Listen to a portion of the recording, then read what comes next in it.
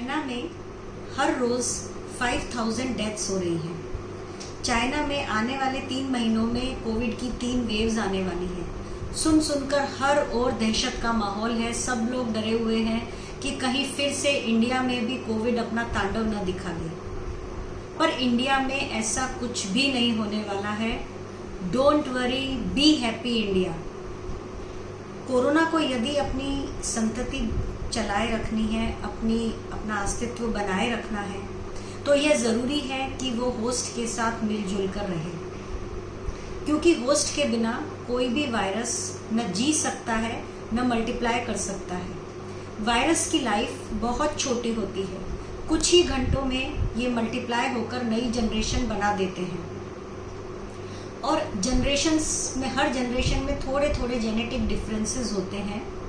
धीरे धीरे viruses mild भी हो जाते हैं या हल्के भी हो जाते हैं, ये और कुछ वायरसेस खूंखार या विरुलेंट हो जाते हैं। जो माइल्ड वायरसेस होते हैं वो जब होस्ट को इन्फेक्ट करते हैं तो होस्ट को पता भी नहीं चलता कि उन्हें कोई इन्फेक्शन है, क्योंकि उन्हें कोई तकलीफ ही नहीं होती।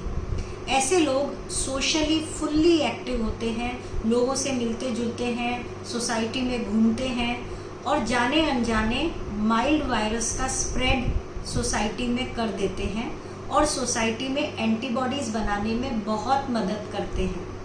यह एक तरह का नेचुरल वैक्सीन है। दूसरी ओर जो खूंखार वायरस या विरुलेंट वायरस होते हैं, वो जिन्हें इन्फेक्ट करते हैं तो उनके होस्ट बहुत बीमार हो जाते हैं और कहीं घूम फिर नहीं पाते, और जब वो लोगों से मिलते नहीं हैं तो वायरस का स्प्रेड भी बहुत स्लो हो जाता है। जब तक खूंखार वायरस का स्प्रेड हो, उससे पहले माइल्ड वायरस फटाफट सब जगह स्प्रेड होके लोगों में एंटीबॉडीज बना देते हैं, जिसकी वजह से विरुलेंट वायरस का असर उतना ज़्यादा नहीं होता।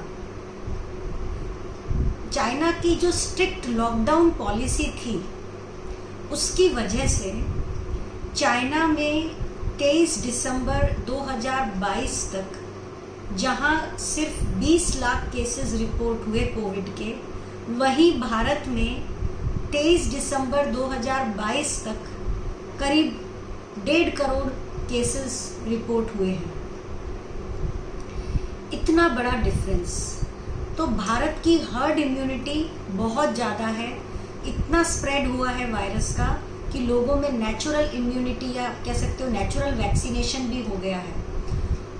सभी वायरस, चाहे वो इबोला हो, चाहे स्वाइन फ्लू हो, चाहे जीका वायरस हो, चाहे प्लेग हो, सभी वायरस इसी तरह से शुरू में मार धाड़ करके लोगों को बहुत सताया है, फिर धीरे धीरे माइल्ड होके सोसाइटी में मिलजुल कर रहने लगे हैं। भारत में इस समय कोविड का यही सीन लग रहा है।